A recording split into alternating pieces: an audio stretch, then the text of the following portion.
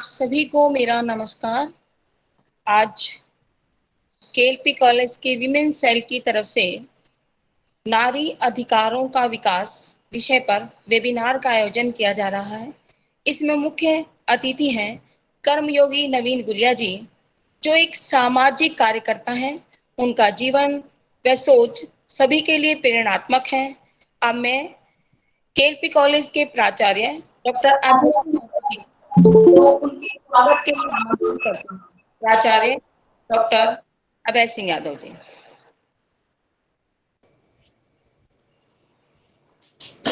धन्यवाद मैडम। सभी को मेरा नमस्कार। Am I audible, madam? Yes sir. Yes sir. Thank you. तो सभी को, जितने भी साथी हमारे जुड़े हुए हैं, सभी का मैं हार्दिक अभिनंदन करता हूं कॉलेज परिवार की तरफ से। और हमारे आज के जो मुख्य वक्ता हैं श्री नवीन गुलिया जी, जुड़ गए हैं Gulia ji madam? Yes sir. Gulia ji जुड़ चुके हैं जी? Yes sir. तो मैं उनका कॉलेज परिवार की तरफ से हार्दिक अभिनंदन करता हूं। गुलिया साहब नमस्कार। गुलिया साहब के बारे में मैं बहुत ज़्यादा कुछ बातें नहीं करूंगा, क्योंकि मैं चाहूंगा कि गुलिया जी आपसे जितना चीज़ें वो शेयर करें, क्योंकि उनका बायोडाटा इतना रिच है। मैं देख रहा था कि वो एक एक्स आर्मी ऑफिसर हैं, एडवेंचर स्पोर्ट्स में हैं, प्रेसिडेंट अवार्डी हैं, और एक वो अपना एनजीओ भी चला रहे हैं, अपनी दुनिया अपना आशियाना, जिसमें वो अंडर प्रिविलेज्ड गर्ल्स के लिए काम कर रहे हैं। और ये कॉलेज, हमारे केएलपी कॉलेज परिवार के लिए बड़े ही सौभाग्य की बात है कि एक इतना मल्टी टैलेंटेड पर्सनैलिटी को मैडम प्रतिभा ने आज यहाँ पे इनवाइट किया है। तो मैं चाहूँगा कि आगे जो 1-1.5 घंटा जो भी गुलिया जी टाइम लेंगे, उनके व्याख्यान से हम सभी लाभान्वित हों। तो मैं उनका हार्दिक अभिनंदन करता हूं। और हमारी वुमेन सेल, जिनकी कन्वीनर डॉक्टर प्रतिभा हैं, और उनके साथ कंधे से कंधा मिलाकर इस वेबिनार को सफल बनाने के लिए जो लगी हुई हैं, madam doctor Alka Sharma, doctor Manju Garg, madam Bala Devi, doctor Jyotsna, इनका भी मैं एडवांस में, क्योंकि इनका जो ब्रोशर है, अब तक हमने जो ब्रोशर बनाया है वो ही सबसे अलग, सबसे बढ़िया है। तो मैं एडवांस में मैं ये मान रहा हूँ कि इन्होंने बाकी सभी सेल ने बहुत अच्छे से करवाया है। ये नहीं माने बाकी सेल के लोग कि भाई मैं उनको अंडर एस्टिमेट कर रहा हूँ, लेकिन फिर भी जो ब्रोशर है उसी से मैं कह रहा हूँ कि बहुत ही मेहनत करके इन्होंने बनाया है। तो ये सारी टीम और टीम लीडर डॉक्टर प्रतिभा बधाई के पात्र हैं। और मैं एडवांस में इनका भी धन्यवाद करता हूं कि इन्होंने इतने छोटे से नोटिस पे ये प्रोग्राम आयोजन करवाया है। और मैं नवीन गुलिया जी का भी आभारी हूं कॉलेज परिवार की तरफ से कि उन्होंने हमारे आमंत्रण को स्वीकार किया है और अपने कीमती समय में से एक ये समय निकाल कर हमारे जो ये साथी जुड़े हैं उनको अपने विचारों से लाभान्वित करेंगे। मैं आगे मैडम को माइक सौंपता हूं कि भी वो आगे की कार्रवाई शुरू करें। धन्यवाद। Thanks sir. अब मैं विमेन सेल की कन्वीनर डॉक्टर प्रतिभा यादव को आमंत्रित करती हूँ कि वे श्री नवीन गुलिया जी का इंट्रोडक्शन।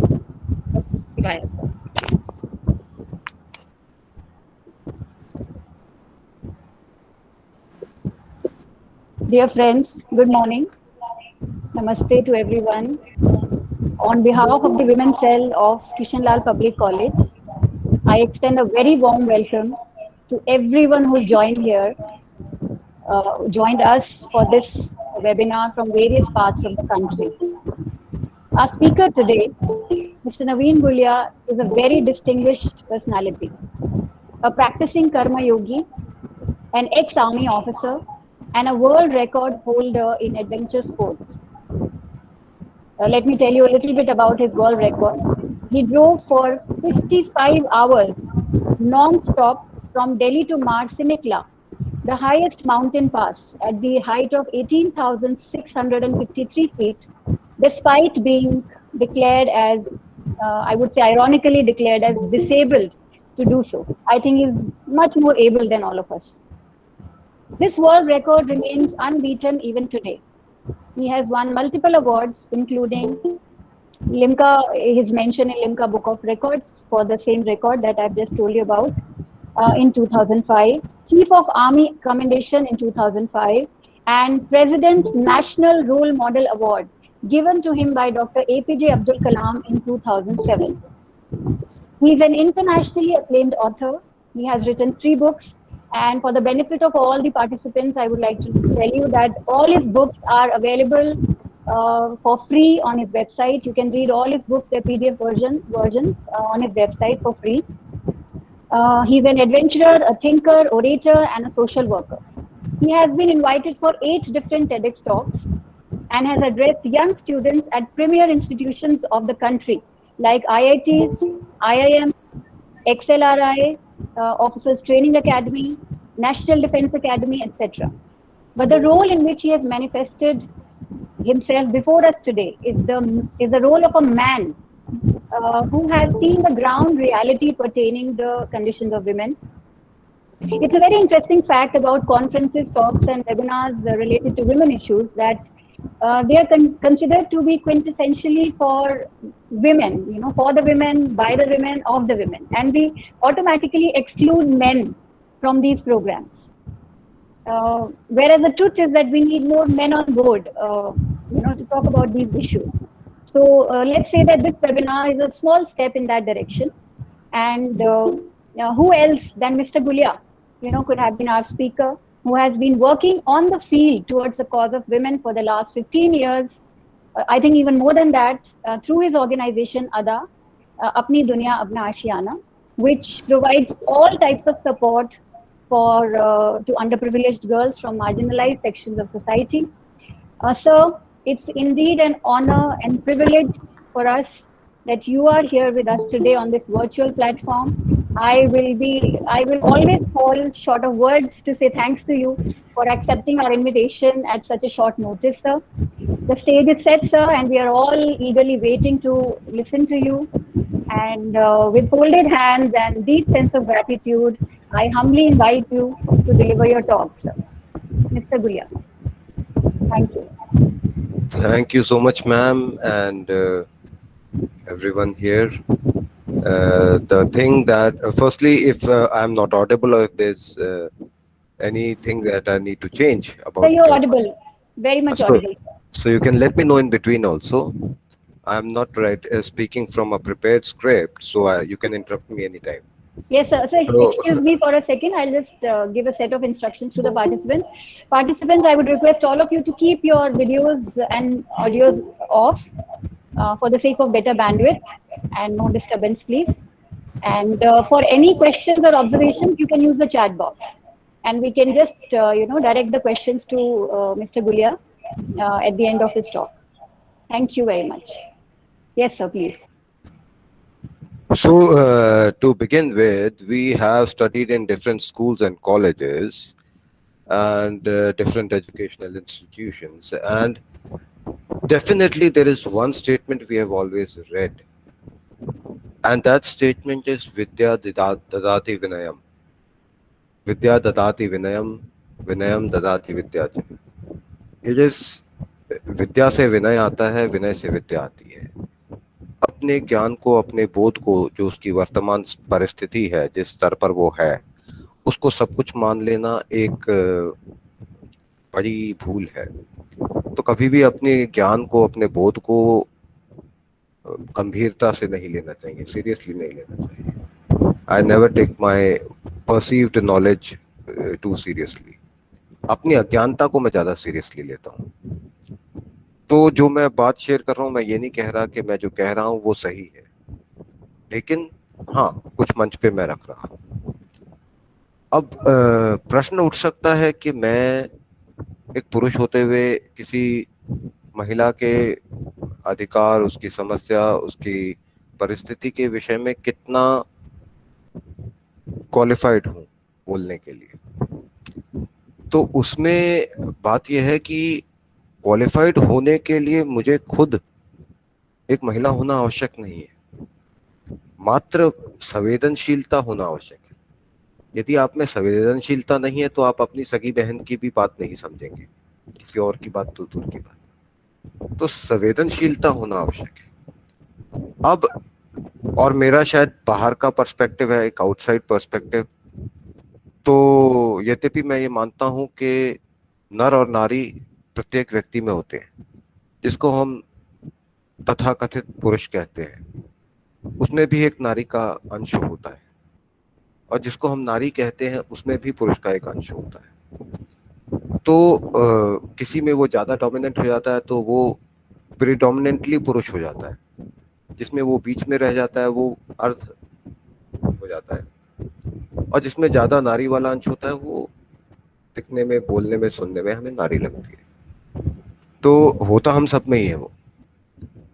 अब मैं आपकी जो जो इश्यूज हैं, मैं आपको एक बाहर का पर्सपेक्टिव देता हूं। जैसे कि मैं ये कहता हूं कि आपकी वास्तविक प्रशंसा वही है जो आपका शत्रु करे। आपके मित्र तो आपकी प्रशंसा करेंगे ही करेंगे।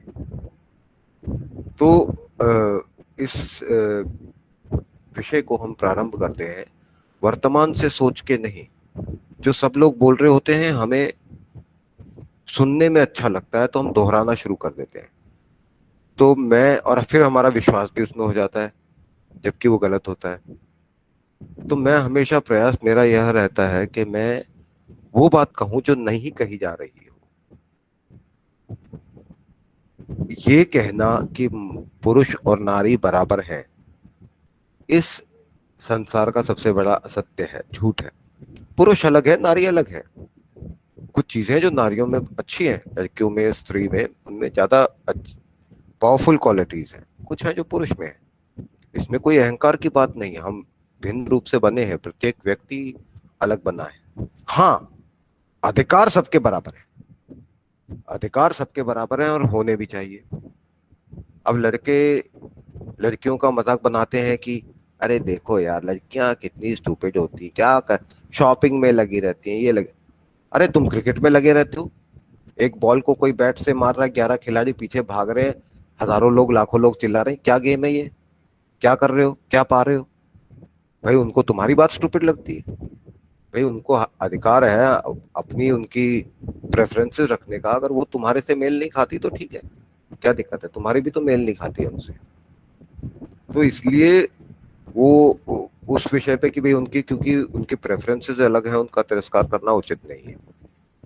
तो हम अलग हैं, हम भिन्न हैं, पहले तो हम ये स्वीकार करें। हमारा हमारा रिएक्ट करने का तरीका अलग होता है, हमारा डील करने का तरीका अलग होता है सिचुएशन से। एक लड़का अगर या एक पुरुष अगर थोड़ा इनसिक्योर फील करता है, उसको ये लगता है कि मतलब कुछ लाइफ बोरिंग सी हो गई है, तो वो कोई टारगेट रखता है, उस टारगेट को अचीव करने की कोशिश करता है। किसी को रेस में हराता है, किसी को बाइक से हराता है रेस लगा के, किसी को पीट के, मार पीट करके अपने आप को बेटर फील करता है। कुछ टारगेट रखता है, या प्रमोशन या पैसा, कुछ टारगेट रखता है। वहीं एक लड़की अगर परेशान होती है तो वो जाती है, कुछ खरीद के लाती है, कुछ शॉपिंग, अपनी पसंद की ड्रेस, उसको अच्छा लगता है। तो हमारा डील करने का तरीका अलग है सिचुएशन से। जब हम उसको रिस्पेक्ट करेंगे एक दूसरे के लिए तो ज्यादा बेटर रहेगा, rather देन ये एक्सपेक्ट करें कि हम दोनों का एक ही हो। ये बेसिक नेचर जो मैन और वुमेन का है, ये इवॉल्व कहाँ से हुआ? लोग कहते हैं एक लड़की को समझ पाना बहुत मुश्किल होता है, और मैं कहता हूँ लड़की को समझ पाना दुनिया से सबसे आसान काम है। वास्तव में आपको पता हो, समझ हो, तो फिर कोई दिक्कत नहीं है कि भाई उसकी क्या इनसिक्योरिटीज हैं, आपकी भी इनसिक्योरिटीज हैं। जब से मनुष्य इस पृथ्वी पे आया, हम थे, हमसे पहले क्रो मैग्नोन जो हमारा पिछला पूर्वज था, उससे पहले जो थे निएंडरथल्स थे। क्रो मैग्नोन तो मॉडर्न मैन है, उससे पहले जो निएंडरथल्स थे। तो पॉइंट ये है कि तब से ही जो हम में जो पुरुष होते थे वो शिकार करते थे। हमें हंटर गैदरर कहा जाता था।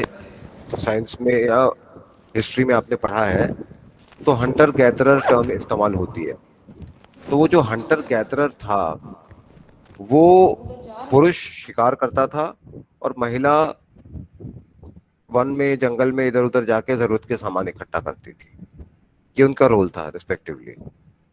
और क्योंकि पुरुष शिकार करते थे तो उनका उनका माइंडसेट हमेशा टारगेट ओरिएंटेड होता है और उनको हमेशा टारगेट चाहिए होता है और वो टीम वर्क में काम करते हैं, क्योंकि आदमी अकेला तो शिकार कर नहीं सकता, कमजोर प्राणी है। 4 5 6 8 घेर के किसी को मारते थे जानवर को, तो वो टीम वर्क में वर्क करता था। वहीं पे महिलाएं जो गैदरिंग का काम करती थी, चीजें जरूरत की इकट्ठा करना, इसमें एक्सेप्शन हो सकता है कि कुछ महिला शिकार भी करती हो, उसको अधिकार है करने का, ये नहीं कि वो नहीं कर सकती। हो सकता है कुछ पुरुष इकट्ठा भी करता था, लेकिन प्रीडोमिनेंटली क्या था वो महत्व रखता है। एक एग्जाम्पल देके हम उस बात को नकार नहीं सकते कि भाई एक शिकार करती थी इसका मतलब ऐसा नहीं है, नहीं, एक वो एक्सेप्शन है।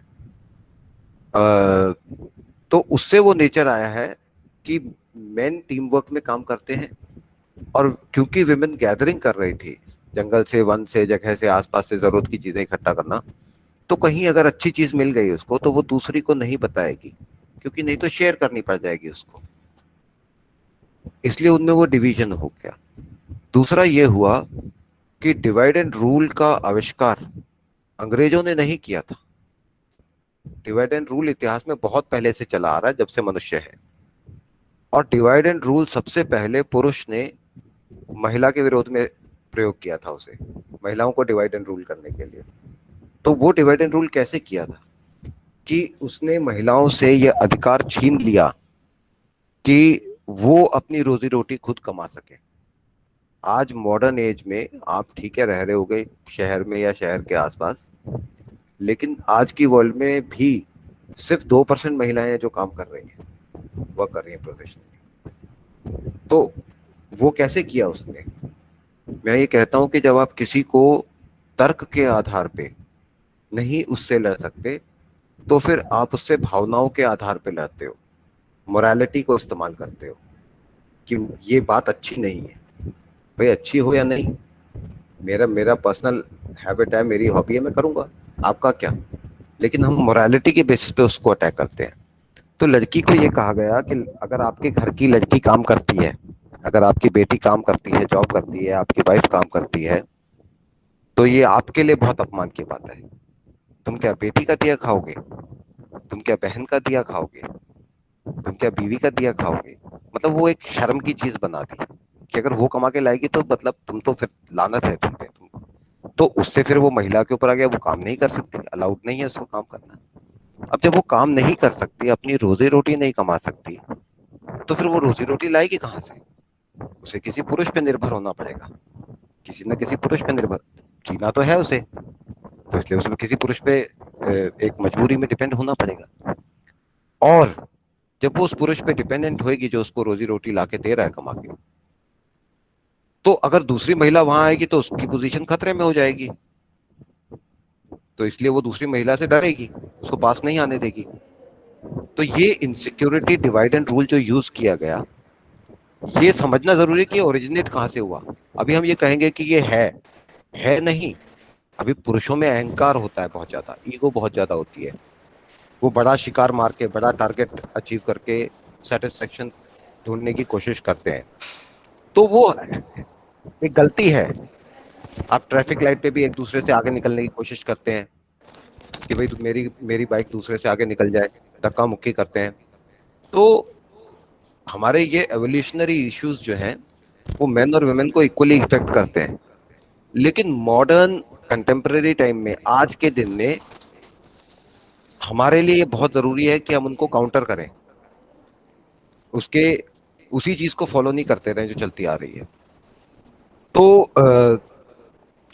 अब यही है कि जब भी मेरी बात हो रही थी किसी विषय पे और मैंने किसी महिला के जो विचार थे किसी टॉपिक पे, उसके बारे में थोड़ा तिरस्कारात्मक रूप में कोई कमेंट किया, तो मेरी एक फ्रेंड है, स्कूल से टाइम से है, वो जानता हूं उन्हें, तो उन्होंने तुरंत उस महिला को डिफेंड किया कि नहीं आप गलत हो। मैंने बोला आप मेरी बात से सहमत नहीं हो, ये अच्छी बात है, कोई दिक्कत नहीं, लेकिन आपने एक दूसरी महिला का साथ दिया, मुझे बड़ी खुशी हुई, बेशक मेरे विरोध में दिया हो। क्योंकि ये जरूरी है समझना कि लड़कियों का साथ देना है, सास और बहू को एक दूसरे का साथ देना है, भाभी और ननंद को एक दूसरे का साथ देना है, ये सीखना जरूरी है। जब तक वो डिवाइड रहेगा तब तक आप अपने इश्यूज को, अपने उसको एड्रेस नहीं कर पाएंगे। और एक फॉरेन से कोई लेडी आई हुई थी, उन्होंने जब ये कमेंट किया तो हमारे यहाँ के लोग तो फिर रीजनिंग में ज्यादा बिलीव नहीं करते, उन्होंने उनको ही अटैक करना शुरू। उन्होंने कहा कि आपको अधिकार कोई नहीं देता, और मैं मानता हूं आपको अधिकार कोई नहीं देता, आपको अपने अधिकार लेने पड़ते हैं। अधिकार कभी भीख में नहीं मिलते। जैसे हमारा जो नैरेटिव है, और पॉलिटिशियंस या मेल डोमिनेटेड सोसाइटी ये कभी नहीं चाहेगी कि एक महिला स्ट्रांग बने। वो आप पे डायरेक्टली दिखने वाले रूप में अटैक नहीं करेगी, कोई आपको फिजिकली नहीं मारेगा, लेकिन वो चाल चलेंगे एक ऐसी जिसको आप समझ नहीं पाओगे। वो किसी भी लड़की को, वो किसी भी नारी को हीरो नहीं बनने देंगे। वो किसी की वाइफ को तो हीरो मान लेंगे, हमारे लिए भी रिस्पेक्टेबल है, कमला नेहरू है, कस्तूरबा गांधी है, हमारे लिए रिस्पेक्टेबल है, लेकिन वो किसी की पत्नी थी। जिन लड़कियों ने, जिन स्त्रियों ने, जिन नारी ने अपने बलिदान खुद दिया स्वतंत्रता संग्राम में, उनमें से किसी को हीरो नहीं बनने दिया।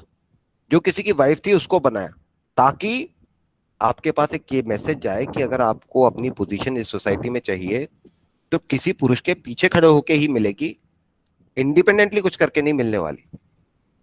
परफॉर्म करने वाली लड़की को, उसको हीरो नहीं बनाया कभी भी। हीरो किसको बनाया?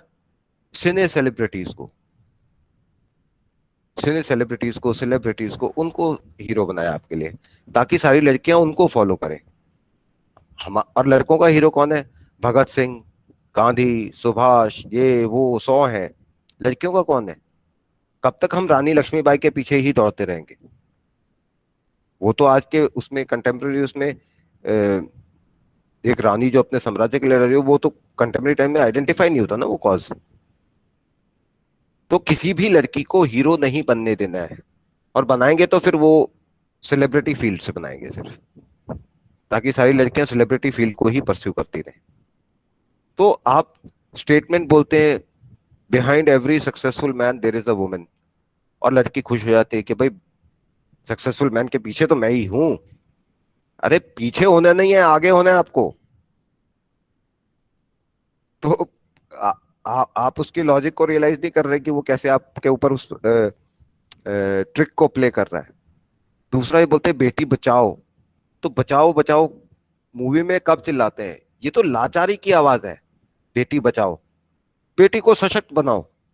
बचा तो वो खुद को लेगी, अगर वो स्ट्रांग होगी इकोनॉमिकली, फाइनेंशियली, फिजिकली स्ट्रांग होगी तो बचा तो अपने आप को खुद ही लेगी। बेटी बचाओ तो एक नकारात्मक स्टेटमेंट है। तो बेसिक बेटी को सशक्त बनाओ, दैट इज इंपॉर्टेंट। और जैसे बोलते हैं भ्रूण हत्या रोको, ये वो, तो मैं बोलता हूँ अगर बेटी वैल्यूएबल होगी, अगर माता पिता को ये पता होगा कि मेरी बेटी गोल्ड मेडल ला सकती है, सिल्वर मेडल ला सकती है, सिविल सर्वेंट बन सकती है, किसी जॉब में जा सकती है, किसी कॉर्पोरेट की हेड बन सकती है, ये बन सकती है, तो फिर उसको क्या गम होगा बेटी होने का? तो इसलिए वो सशक्त होगी तो आपको कुछ और करना ही नहीं पड़ेगा, बाकी चीजें अपने आप हो जाएंगी। तो और वर्तमान में भी जिन लड़कियों में जिनने उतना वो, जिनको मैं एडमायर करता हूँ कि एक ऐसा समाज होते हुए भी वो अपनी पोजीशन इस सोसाइटी में बना पाती हैं, इस बात से फर्क नहीं पड़ता कि मैं श्रीमती मायावती जी से सहमत हूं या नहीं उनके पॉलिटिक्स पे, या श्रीमती ममता जी उनसे सहमत हूं या नहीं, ये मैटर नहीं करता। मैटर ये करता है कि मैं एडमायर करता हूं उनको, कि एक मेल डोमिनेटेड सोसाइटी में उन्होंने अपने आप को एस्टेब्लिश किया हुआ है, और बहुत स्ट्रांगली एस्टेब्लिश किया हुआ है। तो जिसके लिए मुझे पता है कि जिन 2 स्टेट से वो हैं, उन दो स्टेट्स में तो एक महिला को अपने आप को एस्टेब्लिश करना और भी अधिक कठिन है, वहां भी उन्होंने किया है। तो इसलिए जब आप अब उनके खिलाफ कौन क्या कर सकता है? अगर वो स्ट्रांग है तो आपको स्ट्रांग बनना है अपनी लाइफ में बेसिकली। तो आपको अधिकार कोई देता नहीं है, अधिकार आपको लेने पड़ते हैं। साडा हक ऐथे रख, you have to demand your right कि ये है, और मजाल क्या किसी की कोई हमसे हमारा अधिकार ले सके। किसी ने मेरे से कहा, किसी महिला ने, कि भाई उनके पति उनको मारते हैं, तो मुझे अचानक से क्रोध आ गया। मैंने बोला ये मारते हैं प्लूरल में कैसे हो सकता है, बहुवचन कैसे हो सकता है? एक बार उन्होंने धोखे में मारा और आप देख नहीं पाए, आप तैयार नहीं थे, वो तो समझ में आता है मुझे, लेकिन उसके बाद ऐसी क्या मजबूरी थी कि आप उसके बाद भी आपने उनको ऐसा करने दिया? तो अभी as a performer, as an artist, जो हमारी एक्ट्रेस है पास्ट की, क्योंकि मैंने तो 10-15 साल से टीवी पिक्चर्स नहीं देखी है, मैं उससे पहले वालों को ही जानता हूँ, तो माधुरी दीक्षित का मैं भी एक एडमायरर था। लेकिन वो तो एक्टर है, वो राइटर या स्क्रिप्ट राइटर या डायरेक्टर नहीं है। उनको जो डायलॉग दिया गया होगा उन्होंने बोला होगा, तो उसमें उनकी गलती नहीं है, वो तो एक्टर है, एक्ट्रेस है। तो लेकिन वो जो स्टेटमेंट था वो बहुत गलत था कि लड़कों को ये बताओ कि लड़के रुलाते नहीं है। मतलब अपने बेटों को ये बताओ कि बेटियों की रिस्पेक्ट करनी है, अपने बेटों को ये बताओ कि बेटियों को मारना नहीं है। मैं बोलता हूँ उनकी मजाल कैसे मारते हैं, उनकी हिम्मत कैसे हो जाएगी मार देंगे? अपनी बेटियों को बताओ कि किसी की हिम्मत नहीं होनी चाहिए तुम्हें मारने की। ऐसे बताने से थोड़ी कोई मानता है। जिसको अपनी ताकत का गुरूर है वो तो मारेगा, वो क्यों नहीं मारेगा? उसको आप जाके समझा के देख लो, अगर आपका मन करता है तो। समझाने से तो मेरे को नहीं लगा आज तक कोई रुका हो, नहीं तो हिटलर को समझा लेते लोग। आप स्ट्रांग बनो। तो मैसेज ये होना चाहिए कि लड़कियों को ये बताओ कि भाई किसी की हिम्मत नहीं होनी चाहिए आपको मार सके। आज आपके पास, मैं मान सकता हूँ आज से 50 साल पहले, 100 साल पहले सिचुएशन बहुत डिफरेंट थी। तब ये रियली में, मतलब एक आज के मुकाबले में 1000 गुना ज्यादा डिफिकल्ट होता आपके लिए समाज को फाइट कर पाना। लेकिन आज आपके पास है, आपके पास अवेयरनेस है, नॉलेज है, प्रेजेंस है हर फील्ड में। तो आज आपके लिए इतना कठिन नहीं है, वो आप कर सकते हैं। आज आप अपने, आपके लॉज हैं, आपको सब कुछ है, तो आप अपने आप को डिफेंड कर सकते हैं। तो इसलिए विमेन एम्पावरमेंट में, द एक्चुअल एम्पावरमेंट मैं आपको दान में नहीं दे सकता, वो अक्वायर की जाती है। तो इसलिए वो आप सबको अक्वायर करनी है। और मुझे बहुत सारी अगेन मैं बताऊं, क्योंकि वो एक माइंडसेट चला आ रहा है, जैसे मैंने कहा लड़के भी नेगेटिव चीजें हैं, नेगेटिव माइंडसेट, जिससे लड़के भी एफ्लिक्टेड है। और उसका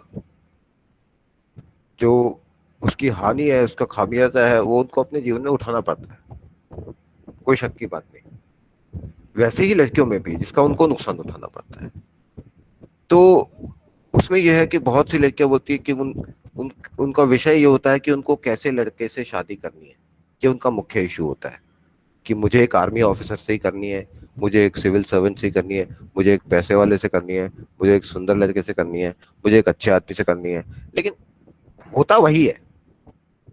अब पॉइंट ये है कि भाई आज की एज में, वर्तमान एज में, मेरी मेरी मदर ने तो शादी के 4 दिन के बाद मेरे फादर को देखा था। परिवारों ने भी लड़कियों को नहीं देखा था, क्योंकि उसको डिसरिस्पेक्टफुल समझा जाता था। आप डायरेक्टली नहीं देख सकते थे, पेरेंट्स भी नहीं देखते थे, आप सिर्फ डिसाइड करते थे जनरल बेसिस पे। और मेरे पेरेंट्स की मैरिज या रिलेशनशिप सरवाइव की है पूरी तरह से, और आज अगर मैं उनमें से एक से लड़ूंगा तो वो दूसरा भी मेरे को छोड़ देगा। मतलब वो एक दूसरे का साथ देंगे, मेरा नहीं देंगे। तो so much for the so called love. ये जो प्यार के पीछे पागल होते हैं लोग, एक टर्म, मैं उसको भी बताऊंगा कि वो मिसयूज कैसे होती है। लेकिन मेरे पेरेंट्स की एज में रिलेशनशिप आपके फ्यूचर को सिक्योर कर सकती थी। आज की एज में कोई रिलेशनशिप आपके फ्यूचर को सिक्योर नहीं कर सकती कभी भी। Only your own position, your financial independence, वही सिर्फ आपको। क्योंकि पहले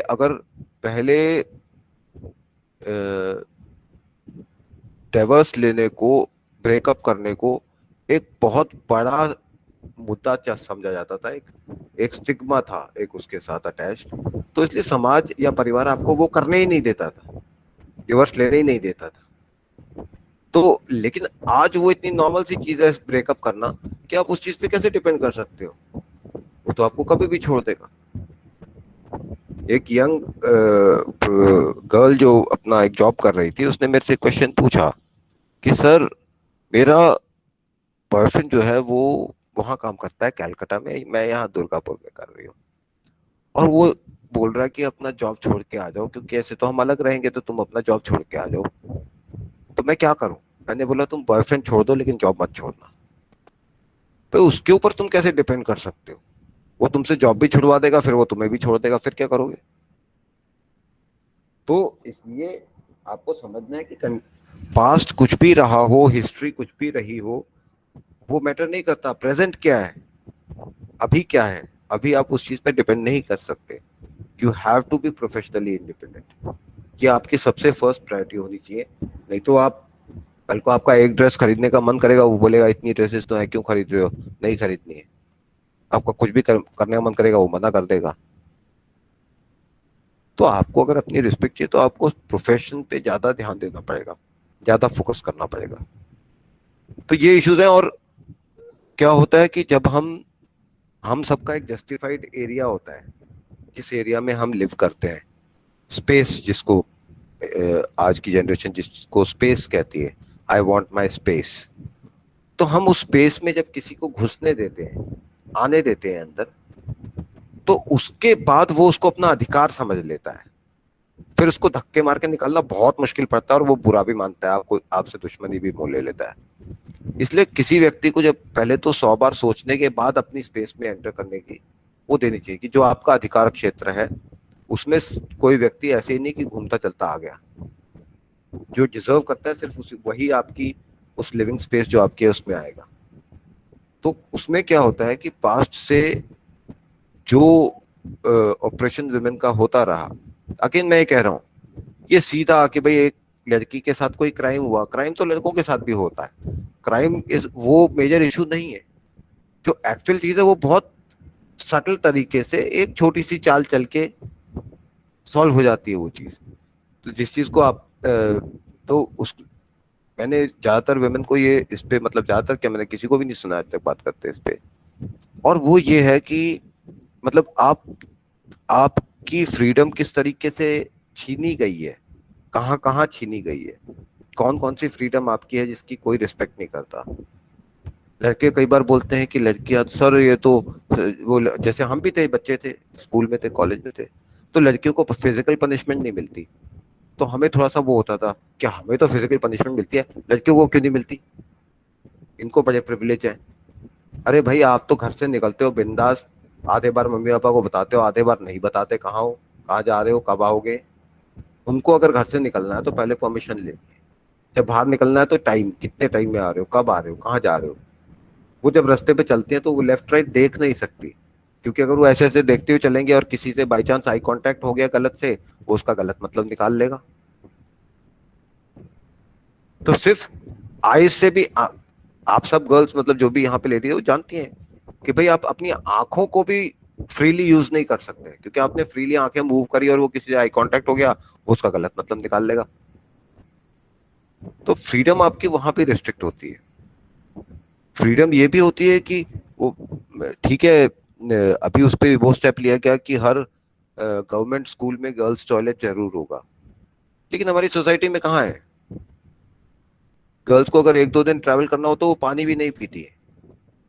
मतलब आप पानी नहीं पी सकते अपनी फ्रीडम से, आप देख नहीं सकते अपनी फ्रीडम से। फिर एक मोरालिटी का बेसिस कि भाई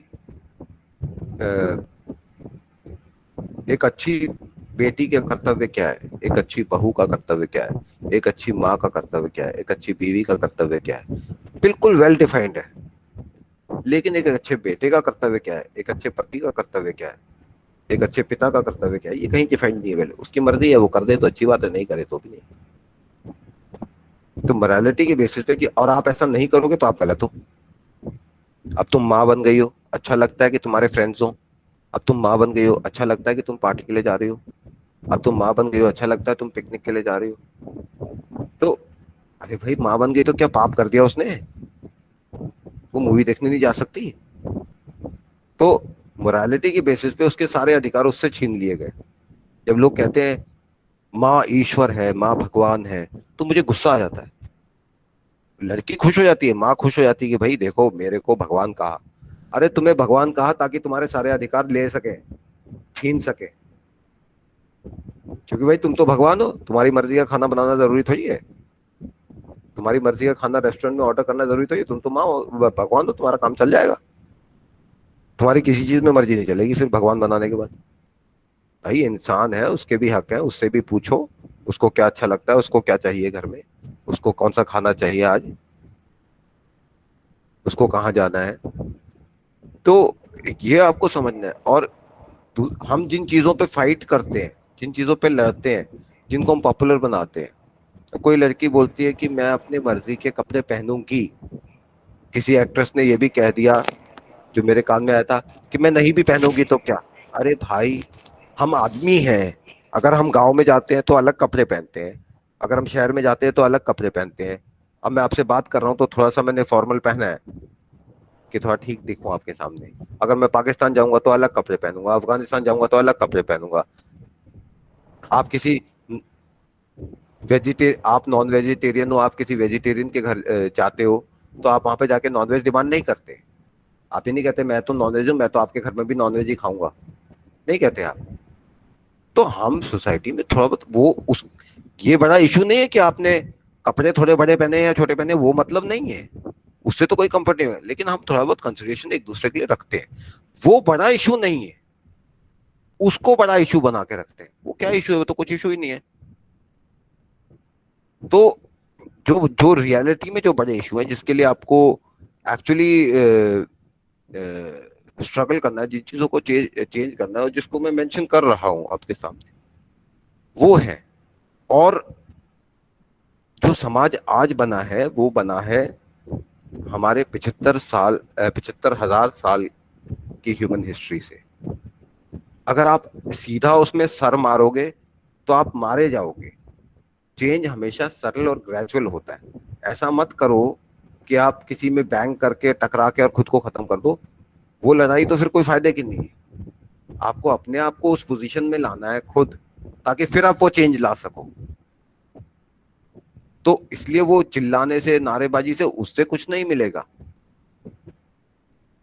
you have to work together, you have to plan कि इस चीज को कैसे। अचानक आप किसी चीज को चेंज कर दो सोसाइटी में, यहाँ पे मान लो, चलो आप ये कहते हैं कि हम गोत्र विवाद पे शादी होती है और फिर वो जो पंगे होते हैं, कि हम तो नहीं मानते। भाई समाज तो इस वक्त मानता है ना वर्तमान में। अगर आपको नहीं करनी तो कहीं और चले जाओ, करनी है तो उसका तरीका ढूंढो, लेकिन अपनी सिक्योरिटी, अपनी सेफ्टी तो मेंटेन करो ना। उनकी वो है, जो समाज की मान्यता है उनकी। अब आप उसकी बात के साथ एग्री नहीं करते कि ये इलॉजिकल है, तो हम नहीं मानते, हम तो मानेंगे ही नहीं। लेकिन अगर ये इलॉजिकल है तो आप मुझे ये बताओ, इस संसार में बहुत सारी सोसाइटीज हैं जो कपड़े नहीं पहनती, तो क्या मैं ये बोलूं मैं यहाँ कपड़े नहीं पहनूंगा तो क्या आपको ठीक लगेगा? तो चेंज हमेशा ग्रेजुअल आता है, एकदम से आप उसको किसी के मुंह पे देके नहीं मार सकते चेंज को, फिर उसमें नुकसान होता है। समझना कि चेंज कैसे लेके आए। लड़ाई कोई ये नहीं कि आज हमें, जैसे 71 का वॉर था, तो 71 वॉर होएगा इस बात का फैसला उससे 25 साल पहले हो चुका था। 25 साल तक उसकी तैयारी हुई थी, तब जाके वो उसमें सक्सेस आपको मिली थी, नहीं तो नहीं मिलती। तो आप चाहो कि वो इमीडिएट, अभी वो क्विक टू ऑर्डर फूड है कि आपने पिज्जा ऑर्डर किया आधे घंटे में डिलीवर हो जाएगा, वैसे नहीं चेंज आता कभी भी। तो अपने आप को इस्टेब्लिश करो, अपनी पोजीशन बनाओ, अपनी आपको फ्रीडम, आपकी इंडिपेंडेंस, आपके फाइनेंशियल इंडिपेंडेंस उसके बेसिस पे मिलेगी। और फिर उसके बाद आगे प्लान करो। Don't try to break everything, उसमें आपका पर्सनल नुकसान है। अभी जैसे मैंने एवोल्यूशन ऑफ वुमेन्स वो बताया, कि पुरानी पिक्चर में दिखाते थे कि एक लड़की है, वो बोलती थी कि भाई तुम तो मेरे पति परमेश्वर हो, मैं तुम्हारे चरणों की दासी हूँ, तुम्हारा बचा खुचा खाना ही मेरी ड्यूटी है। और सब इंक्लूडिंग लेडीज ये बोलती थी कि अरे कितनी अच्छी लेडी है, कितनी अच्छी औरत है। औरतें भी यही बोलती थी, क्योंकि उन्हें मान रखा था कि अच्छी औरत होने का मतलब ऐसे करना है। अब आज इसको कोई एक्सेप्ट नहीं करेगा, वो चेंज हुआ। तो उसके बाद फिर वो टाइम आया जब, और अगर आप पुरानी जो बॉलीवुड मूवी होती है, अब इंडिया में आप या तो बॉलीवुड का एग्जांपल दे सकते हो या क्रिकेट का, क्योंकि यही सबने देखा होता है, तो वो आपके सोसाइटी को प्रोजेक्ट करती है। उसमें ये आता था कि यदि कोई एक्ट्रेस पे, मैं यूजुअली हीरो हीरोइन नहीं कहता क्योंकि hero is a different word, वो नायक है, तो वो अलग चीज है, वो एक्ट्रेस है। एक्ट्रेस पे कोई अटैक कर रहा है और उसको जो एक्टर है उस मूवी का वो आके बचा लेता है टाइम पे, तो कहानी ठीक है, तथाकथित बचा लेता है। तो उसको अगर वो नहीं कर पाता, रोक नहीं पाता उस चीज को, तो वो एक्ट्रेस सुसाइड कर लेती है। ये स्टोरी होती थी हमेशा, सैड स्टोरी, सैड एंडिंग। तो मैसेज क्या जा रहा है कि अगर आपके साथ ऐसा हो तो आपको सुसाइड करनी है, फिर आपको जीना नहीं है, मतलब आप फिर जीने लायक रहे नहीं, जबकि आपने तो कुछ गलत नहीं किया, लेकिन आप जीने लायक रहे नहीं, मतलब विक्टिम, उसको ही, विक्टिम को ही क्रिमिनल बना दिया आपने। तो मैसेज ये होता था और हर फिल्म में यही होता था, कभी ऐसा नहीं हुआ। फिर पहली फिल्म आई थी प्रेम रोग, ऋषि कपूर की थी। उस फिल्म में ऐसा था कि भाई उस लड़की के साथ ये जो क्राइम होता है, मैं उस क्राइम का नाम भी नहीं लेता यूजुअली, वो हुआ। तो उसके बाद भी उस एक्टर ने उससे शादी कर ली। तो उस टाइम मैं हेयर कट के लिए किसी बार्बर शॉप में बैठा था, मैं तो स्कूल के दिनों में था, लेकिन मुझे वो बात याद रही कि वो बार बार आपस में बात कर रहे थे दोनों कि भाई पता है ये पिक्चर आई है और उसमें उसके साथ ऐसा हो गया और उस आदमी ने फिर भी उससे शादी करी, कमाल है। मतलब फिल्म में हुई इस बात पे भी हैरानी हो रही थी लोग। तो पॉइंट ये है कि ये चेंज ग्रेजुअली सोसाइटी में आ रहा है, हमें ये देखना है कि इसको हम ज्यादा स्पीड अप कैसे कर सकते हैं, बेटर कैसे कर सकते हैं कि वो रिजल्ट्स हमें जल्दी मिल जाए। इंडिविजुअल लेवल पे तो कोई डिफिकल्टी नहीं है, अगर आप हो तो आप चीफ मिनिस्टर बन जाओ, प्राइम मिनिस्टर बन जाओ, कोई दिक्कत नहीं है आप में। लेकिन women as general, in common, women, the entire women kind, उनके लिए तो फिर आपको वर्क करना पड़ेगा, प्लान करना पड़ेगा कि उस चीज को आप, उस चीज को आप कैसे और थोड़ा कम समय में हम उसको ला सकते हैं समाज के अंदर। अब दूसरी बात आती है इंटरनेट, ये तो मैंने बताया ना कि आप किन इश्यूज को टच कर रहे हो कि कपड़े क्या पहने, वो इशू नहीं है। आप पहन लो, मैं ज्यादा पहन लेता हूँ, मैं डाल लेता हूँ बुर्का, बताओ, कोई फर्क नहीं पड़ता। तो पॉइंट ये है कि जो ज्यादा पड़े होते हैं उनको तो पहले एड्रेस करो ना, that is a bigger issue. तो इवन इंटरनेशनल फोरम में मैं ये चीज देखी है, जैसे वो कह रहे कि भाई जिस कंट्री में भी विमेन को ज्यादा अधिकार या रिस्पेक्ट मिले हैं, वो कंट्री दूसरे कंट्री से अच्छा कर रहा है फाइनेंशियली। और उसका लॉजिक ये बताते हैं वो कि इसलिए क्योंकि विमेन, आधा वर्कफोर्स विमेन है, मतलब डबल वर्कफोर्स हो गया अगर विमेन भी काम कर रही है, मैन भी कर रही है। ऐसा बिल्कुल नहीं है। मैंने जैसे बताया कि विमेन सिर्फ 2% of the women are working as of now also, even in completely free societies like Scandinavian countries, Europe, America, even वहां पे भी नहीं कर रहे हैं 2%। तो उसमें आपको ये देखना है, वो उसका रीजन नहीं है क्यों वो कंट्रीज बेटर करते हैं जहां पे वुमेन की रिस्पेक्ट होती है। बेसिकली भाई, एक woman when she is going to have a child, उसको मतलब साल भर वो काम से बिल्कुल बाहर रहेगी। तो अब आप ये नहीं मान सकते, a man does not have to do that. तो फिर वो, उसको तो एक साल मिस नहीं करना पड़ेगा, लेकिन उसको एक साल मिस करना पड़ेगा अपने प्रोफेशनल लाइफ का। तो इसलिए वो इक्वल वर्कफोर्स तो है नहीं, ये तो पक्की बात है।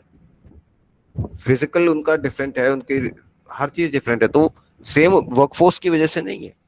वो इसलिए है कि जो सोसाइटी एक संवेदनशील सोसाइटी है, एक सेंसिटिव सोसाइटी है, वो वुमेन को रिस्पेक्ट करेगी, वो चाइल्ड को रिस्पेक्ट करेगी, वो डिसेबल्ड को रिस्पेक्ट करेगी। तो एक सेंसिटिव सोसाइटी है। इसलिए नहीं कि आपके बच्चे कुछ नहीं कमाते, एक पैसा नहीं कमाते, ऊपर से महीने में आपका खर्चा करवाते हैं, तो क्या आप उनका ध्यान नहीं रखते? आप ये बोलते हो ये खुद तो कमाते नहीं। कई जगह है जहाँ पे 14-15 साल के बच्चे कमाना शुरू कर देते हैं। 14 इज द वर्किंग एज, वैसे भी इंडिया में ऑफिशियली वर्किंग एज 14 है, लीगली परमिटेड। तो भाई जब 14 साल का बच्चा कमा रहा है तो तुम क्यों नहीं कमा रहे, मेरी तनख्वाह क्यों खा रहे हो तुम? आप नहीं बोलते ना, क्योंकि आपके बच्चे के टुवर्ड्स आपकी सेंसिटिविटी है। आपको पता है मुझे इसे सपोर्ट करना है इस वक्त। तो sensitivity is the big issue. संवेदनशीलता जरूरी है। अगर आपकी संवेदनशीलता नहीं है उनके प्रति, तो फिर समाज में आपके दूसरे, आप बच्चों के प्रति भी संवेदनशील नहीं होगे, आप समाज के प्रति भी आप में संवेदनशीलता नहीं होगी, आप में किसी चीज के प्रति संवेदनशीलता नहीं होगी। हम पुराने हिस्ट्री में इंडिया में देखते थे कि इसकी बात बहुत लोग करते हैं, लेकिन कि हमारी संस्कृति कितनी अच्छी थी। अरे भाई, वो तुमने नहीं बनाई थी वो संस्कृति, तुमने तो बिगाड़ी है। वो बनाने वाले दूसरे लोग थे, तो उनका क्रेडिट अपने सर पे मत लो। उसमें ये होता था कि महाभारत और रामायण इसलिए हुई थी कि एक महिला का अपमान हुआ था, इसलिए नहीं। उस मतलब अपमान से ऊपर का क्राइम तो सोचा ही नहीं जाता था। आपने कभी किसी ऐतिहासिक उसमें सुना वैसा क्राइम किसी के साथ हुआ? किसी वेद उपनिषद, किसी रामायण महाभारत, किसी ने पढ़ा कभी किसी महिला के साथ वैसा क्राइम हुआ? नहीं। अगर हुआ होता तो लिखते भी ना वो। तो सिर्फ अपमान की सजा मृत्यु थी। यदि आप किसी नारी का अपमान भी कर दें तो उसका भी दंड मृत्यु था। अपमान करना ही अलाउड नहीं था, तो अपमान के ऊपर हुई थी वो। तो जब आप अपमान करने को, किसी व्यक्ति का अपमान करने को इतना बड़ा दंड वो बना देंगे, तो फिर उससे आगे होएगा ही नहीं। अगर अपमान करना ओके है तो फिर उससे आगे होएगा फिर। तो वो एक था। दूसरा ये था कि कोई राजा शिकार के लिए जा रहा होता था, वो तो उसको रास्ते में वन में कहीं पे कोई लड़की, कोई महिला, कोई चलती हुई मिलती थी। तो जब वो उसको संबोधित करता था, बात करता था उससे, तो वो कहता था, हे देवी आपका नाम क्या है, या हे माँ आपका नाम क्या है। आज के लोग जो, क्योंकि वो संकीर्ण मानसिकता से बात करते हैं ना, वो जैसे स्कूल में प्रार्थना होती है हम सब भारतवासी भाई बहन है, तो आधे लड़के चुप रह जाते हैं कि इनको बहन बोल दूंगा तो शादी किससे करूंगा। आपकी संकीर्ण मानसिकता है। जब वो माँ कह रहा है उस अनजान स्त्री को, तो इसलिए नहीं कि वो उसकी माँ बन जाएगी उसके कहने से, वो इसलिए कि भाई उसका सम्मान भी उसकी माँ के बराबर ही है, कम नहीं है, इसलिए वो माँ कहता है। तो वो मतलब आपको रिस्पेक्ट वही करनी है उसकी, जो कि आप अपनी माँ की करते हो, वही रिस्पेक्ट उस लड़की की करनी है जिसको आप बाहर मिल रहे हो। और इसमें ये इस बात पे बिल्कुल निर्भर नहीं करता कि उस लड़की की, उस महिला की पर्सनल चॉइसेस क्या है, वो क्या खाती है, क्या पहनती है, क्या कर रही है, उसके ऊपर, उसके आधार पे ये तय नहीं होएगा कि उसकी रिस्पेक्ट कितनी करनी है। अरे इसका तो बॉयफ्रेंड है तो इससे मैं बदतमीजी से बात कर सकता हूँ, भाई नहीं कर सकते। तो इसलिए वो उसकी पर्सनल चॉइसेस के बेसिस पे उसकी रिस्पेक्ट नहीं, उसकी रिस्पेक्ट तो आपको करनी है। वो उस पर कोई चॉइस नहीं है आपके पास, आपको करनी है उसकी रिस्पेक्ट। एंड तो वो हम देखते थे। दूसरा हम ये देखते थे कि जब भी किसी लड़की से उसका परिचय पूछा जाता था कि हे देवी अपना परिचय दो, तो वो लड़की कहती थी कि मैं फलाने की बेटी हूं। वो कभी ये नहीं कहती थी मैं फलाने की बीवी हूं। वो कभी ये नहीं कहती थी I am Mrs so and so. Janak की पुत्री जानकी, पांचाल नरेश की पुत्री पांचाली, गांधार नरेश की पुत्री गांधारी, उसकी पहचान उसकी जहां से वो है, जिसकी वो बेटी है, उससे होती थी। ये माय वाइफ, मेरी पत्नी, मिसेस सो एंड सो, ये आया पाश्चात्य सभ्यता से, कि जो आपकी वाइफ है वो आपकी पर्सनल प्रॉपर्टी हो गई, अब आप उसको प्रॉपर्टी की तरह ट्रीट कर सकते हो, उसका इंडिपेंडेंस एग्जिस्टेंस खत्म हो चुका है। तो इसलिए हमारी संस्कृति बिगड़ी कैसे, वो भ्रष्ट कैसे हुई, वो भी समझना जरूरी है ताकि हम उसे ठीक कर सकें। तो ये बहुत सारे इश्यूज हैं जिसमें मैंने प्रॉबेबली कोशिश करी कि मैं उन इश्यूज को टच करूं या उन बातों को टच करूं जो कहीं और जिनके बारे में चर्चा नहीं हो रही है। और इसमें एक और बात है कि मैं मतलब ये मान लीजिए कंक्लूड कर रहा हूं ये कह के कि संसार का ज्ञान अथवा बोध, समझ नवीन गुलिया के ऊपर डिपेंड नहीं करती, मेरे भरोसे नहीं है। मेरे से तो दो चीज आपने सुन ली, आप उससे 100 गुना आगे जा सकते हैं और नहीं भी जा सकते, आपकी मर्जी। तुम ये नहीं कि मेरे को ज्ञान देना है दुनिया को, ऐसा मेरा कोई इरादा नहीं है। बात कहता हूं अपनी, उसमें से यदि आपको लगे कि कुछ है जो आपको सोचने पे विवश करता है या कुछ अच्छा जिसको आप अपना सकते हैं, तो वो आपकी श्रद्धा है। मैं तो एक छात्र हूं। कोई भी आजकल जैसे तथाकथित स्वयं गुरु बन जाते हैं, वो कोई भी व्यक्ति स्वयं को गुरु नहीं कह सकता। कोई उसको अपना गुरु मान सकता है कि मैं इनको अपना गुरु मानता हूं, लेकिन वो व्यक्ति अगर स्वयं को गुरु कहे तो वो अहंकारी और झूठा इंसान है। मैं एक छात्र हूं, अगर आप में से किसी को लगे कि कोई एक बात मेरे से सीखने लायक है, अवश्य। मैं तो किसी को रोक नहीं रहा उस बात। तो आप आगे भी इस विषय पे जितना भी चिंतन मनन करें, सोचें, उसको एक थोड़ी सी दिशा, थोड़ा सा नया इनपुट मैंने देने का प्रयास किया है। और आप सबने मुझे इतना महत्वपूर्ण अपने जीवन का एक समय दिया, जिसके आधार पे मैं भी आपके जीवन का कुछ समय के लिए मतलब एक रोल प्ले कर सका, आ सका। ये आपकी ग्रेटनेस है, आपकी काइंडनेस है। मैं इसके लिए अपना आभार व्यक्त कर सकता हूँ। उस आभार के अतिरिक्त तो मेरे पास देने के लिए कुछ नहीं है। तो ये मेरी बात है। और आगे भी अगर आपको कभी भी मेरे से, मैं तो फकीर आदमी हूँ, बैठा हूँ, कभी मैं कोई शाहरुख खान नहीं कि आप मेरे को कांटेक्ट नहीं कर पाए। आप कभी भी कोई प्रश्न हो, कोई बात हो, तो मुझसे इस विषय पे आगे कभी भी चर्चा की जा सकती है। तो धन्यवाद। Thank you, sir. Well, I don't have words enough to say how fruitful it was, or it will be. I'm sure the insights will go a long way for all of us. There are a few questions. I'll take them up. I'll ask my colleague, Dr. Manjugar, to conclude your session. Thank you, ma'am. Pam, Manju ma'am, एक second. Let me just ask एक दो questions हैं. Okay, ma'am.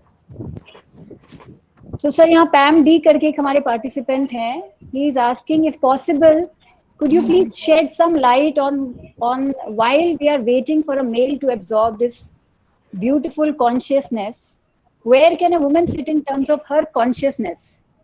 I think it's deep philosophical for me. No, it is a very simple question. The thing is that the truth of this world is not available for your argument. इस दुनिया का सत्य आपके उसके साथ सहमत होने पर निर्भर नहीं करता।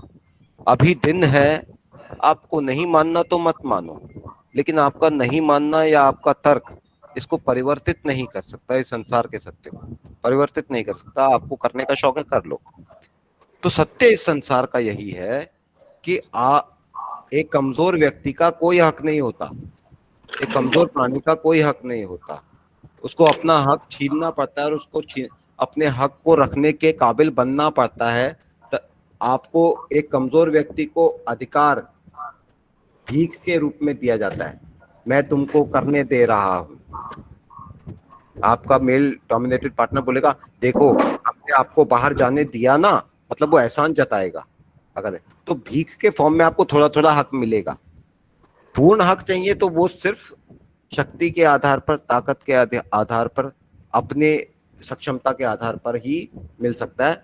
ये दुनिया का सत्य है। कोई इसके लिए मुझे पोसे, मेरे साथ अग्री करे नहीं करे, ये बात से उस सत्य पे अंतर नहीं पड़ेगा। तो यही है कि it is not, nobody is waiting for the man to come and do it.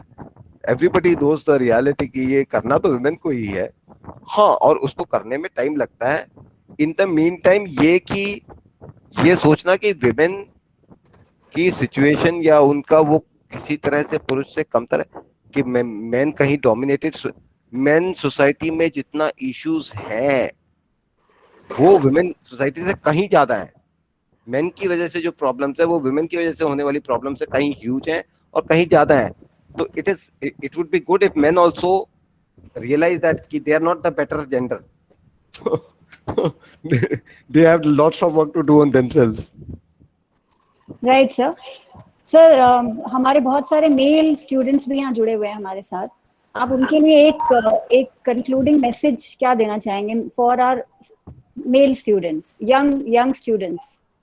How should they look upon women's issues and what should they do? Because as I said, we all talk about women issues. Women only talk about women issues. Young generation is our future. So how can they look at it? And just in just a few sentences, if you can conclude it for the men of this webinar.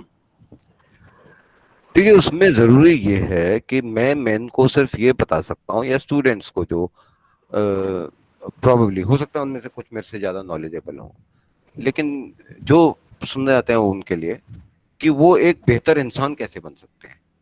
और जब वो एक बेहतर इंसान बनेंगे तो definitely वो एक बेहतर भाई, बेहतर पति, बेहतर पिता भी बनेंगे। तो स्पेसिफिकली मुझे उनको बेहतर पति कैसे बनना है ये बताने की आवश्यकता नहीं है। उसमें यह है कि यदि उनमें संवेदनशीलता नहीं हुई, सेंसिटिविटी, कबीर सोई पीर है जो जाने पर पीर, जो पर पीर न जाने सो काफिर बेपीर। जिसको दूसरे का दर्द दिखता है उसे अपना दर्द का पता नहीं चलता। मुझे पता है इस संसार में बच्चे भूख से मर रहे हैं, मुझे पता है इस संसार में लोग लड़ाइयों में, ऐसे परिस्थितियों में मर रहे हैं, सफर कर रहे हैं, जिनके पास खाने के लिए नहीं है। हम ये सोच रहे होते हैं कि कैलोरी कैसे बचाई जाए, कैलोरी फ्री फूड कैसे मिले। वो ये सोच रहे होते हैं कि कैलोरी मिलेगी कहाँ से। तो मैं जानता हूँ, मैं उनका दर्द देखता हूँ, इसलिए मुझे अपना दर्द कभी दर्द लगता ही नहीं। आपको, अगर आप समझोगे कि उस लड़की की, वो तुम्हारी बहन की प्रॉब्लम क्या है, अगर तुम समझोगे कि तुम्हारी वाइफ की प्रॉब्लम क्या है, तुम्हारी माँ की प्रॉब्लम क्या है, तो तुम्हारी लाइफ बेटर होएगी। वो तुम्हारी बेहतरी के लिए आवश्यक है। अगर तुम इनसेंसिटिव बनोगे तो तुम्हें अपना ही दर्द दिखाई देगा। अरे पापा ने नई बाइक नहीं दिलाई, मुझे दिलानी थी। अरे मेरी गर्लफ्रेंड छोड़ के चली गई। तुम्हें अपने दुख पे रोते रहोगे तुम पूरे टाइम। जब तुम्हें दूसरे का दुख दिखेगा, दूसरे की परेशानी दिखेगी, तो ये तुम्हारे लिए बेटर है। तुम कोई दया नहीं कर रहे किसी के साथ सेंसिटिविटी दिखा के, तुम अपने ऊपर मेहरबानी कर रहे हो अगर थोड़े सेंसिटिव बन जाओ आप दूसरों के प्रति। और सेंसिटिव बनने का मतलब ये नहीं है कि आपको किसी से मार खानी है। इसका मतलब ये नहीं, लोग नेचुरली ये मतलब निकाल लेते हैं उसका उल्टा लॉजिक से कि भाई अगर मैं ये बोल रहा हूँ कि दूसरे के प्रति सेंसिटिव हो, इसका मतलब है कोई आपको पीट के चले जाए, आपको कुछ नहीं करना। ये नहीं है, दोनों डिफरेंट चीजें हैं। जहां पे वो लड़ने की आवश्यकता आती है, जहां खुद को प्रोटेक्ट करने की आवश्यकता आती है, वो अधिकार आपसे कोई नहीं ले रहा। कह सिर्फ ये रहे हैं कि आप सेंसिटिव बनो। सोल्जर, पेट्रियोटिज्म आप बोलते हो, सिपाही वो व्यक्ति नहीं होता जो अपने अहंकार के लिए लड़े। सिपाही वो नहीं होता जो किसी लालच के लिए लड़े, किसी पैसे के लिए लड़े। सिपाही वो नहीं होता जो फेम के लिए, पॉपुलर होने के लिए, हीरो बनने के लिए लड़े। सिपाही वो भी नहीं होता जो फौज में एक वर्दी पहन के लड़े। सिपाही वो होता है जो अपने से कमजोर की रक्षा करता है। सिपाही वो होता है जो अपने से कमजोर के साथ खड़ा होता है। तो अपने जीवन में कोशिश करो वो सिपाही बनने की, उस तरह का वो बनने की, और अपनी बेहतरी के लिए, विमेन के लिए नहीं, तुम्हें अपनी बेहतरी के लिए ये काम करना है। तो ये मेरा मैसेज है। Right, sir. Sir, there's Nagendra Jain, sir, from Tejpur, Assam, and he has written that we agree with the women empowerment over women protection, but there are issues like child trafficking, women, and sexual molestation of children, which are very sad. I think this is more of an observation than a question. Would you like to say something on this, sir? Obviously, the thing is, see, these things will happen when we have an insensitive society. अगर आपके बच्चे को कोई उठा के लेके जाएगा तो आप उसको सीसीटीवी के अंदर प्रोटेक्शन के अंदर रखोगे, लेकिन सड़क पे अगर कोई किसी बच्चे से भीख मंगवा रहा है, गुड़गांव में बच्चा अपनी मर्जी से कभी भीख मांगने नहीं जाता। उसको नहीं पता कि भूख लगी तो मुझे जो इफ्को चौक पे जाके भीख मांगनी चाहिए, उसको वहां कोई लेके गया है। तो किसी दूसरे के बच्चे को जब कोई लेके जा रहा है वहां, तो आपको कोई परेशानी नहीं है। और अगर आपको कोई परेशानी नहीं है तो उन बच्चों को उठाया भी जाएगा, उनकी ट्रैफिकिंग भी होगी, सब कुछ होएगा। आपकी सेंसिटिविटी में कमी है। आप रिस्पॉन्सिबल, एज अ सोसाइटी हम रिस्पॉन्सिबल है, हम सेंसिटिव नहीं है। जब तक वो बच्चा मेरा खुद का सो कॉल्ड जेनेटिकली मेरा खुद का बच्चा नहीं है, मेरे को चिंता नहीं है। अब मेरे को चिंता नहीं है तो ये सारे क्राइम्स होंगे। और अगर मेरे को चिंता होगी इस बात की कि ऐसा नहीं होना चाहिए मेरे बच्चे के साथ नहीं, किसी के भी साथ भी, और उसके लिए मेरे तरफ से जो रिक्वायर्ड है वो मैं करूंगा, तो ये चीजें नहीं होंगी। Simple, as simple as that.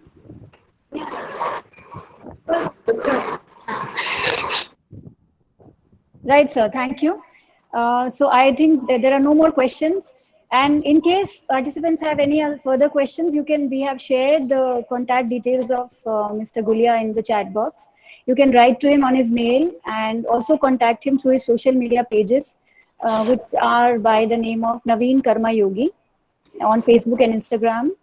And their website address also has been shared here. I would also like to request all the participants to fill up the feedback form before you leave. We are sharing the contact details again.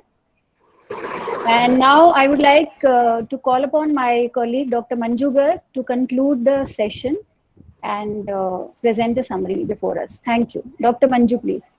Thank you so much, ma'am. Thank you so much, Naveen Gulia ji, for answering the question and great presentation. I heard and observed your excellent presentation. It was a pleasure to have you with us. Thank you for attending. I hope you have learned and enjoyed this presentation for all the participants. The webinar presenting a feminist analysis of the current efforts to carry out the peace in society as well as organization.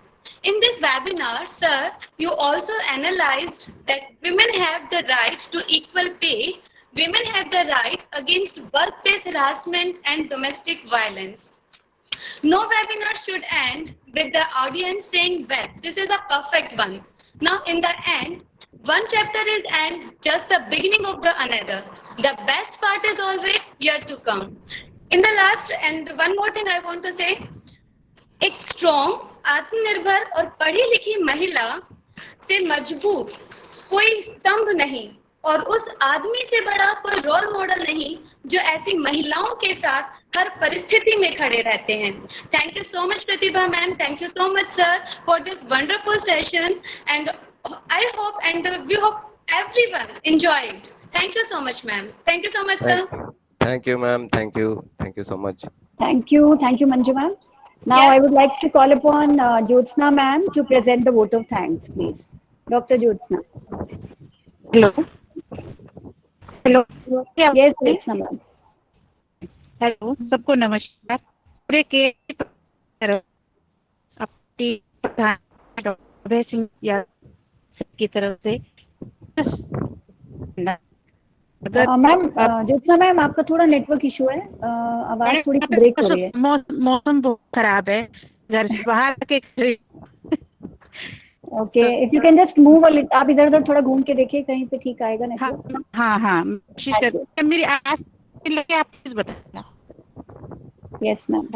Hello, आवाज break हो रही है आपकी थोड़ी सी. आवाज break हो रही है दीदी. नमस्कार का आ रही है आवाज? हाँ जी. हाँ, सर कॉलेज परिवार की तरफ से हमारे प्रधान अभय सिंह यादव सर की तरफ से गुलिया सर का हृदय से स्वागत और अब धन्यवाद के स्तर पर हम आ चुके हैं. सर के चरित्र योग को थोड़ा समय सिर्फ दो बोलना चाहती हूँ. चित्र को चरित्रार्थ करने का जो शक्त सामने है, से सीखने की जरूरत, समझने की जरूरत है. महिलाओं के अधिकार की बात हम हमेशा करते हैं. महिलाओं के अधिकार हमको कहना पड़ता है, सरकार है कि हम समझने की जरूरत है. आपने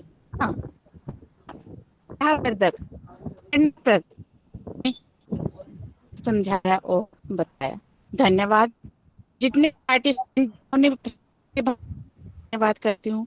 प्रतिभा मैडम, इतने नोटिस सर हमारे साथ रूबरू अपने प्रयास किया, हम हृदय से धन्यवाद. बहुत बहुत धन्यवाद.